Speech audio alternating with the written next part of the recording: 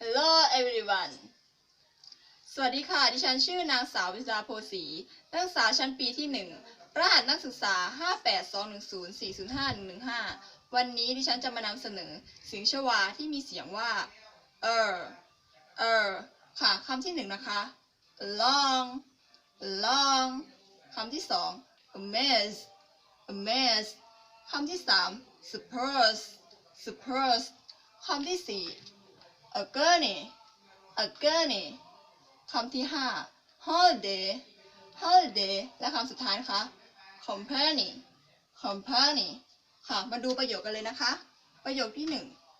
consider my complaint ประโยคที่2ค่ะ complete today's lesson ประโยคที่3นะคะ don't complain about the problem และประโยคสุดท้าย my cousin will arrive at 7 ค่ะดิฉันก็ขอจบการนำเสนอเสียงชวาไว้เพียงแค่นี้ค่ะขอบคุณค่ะ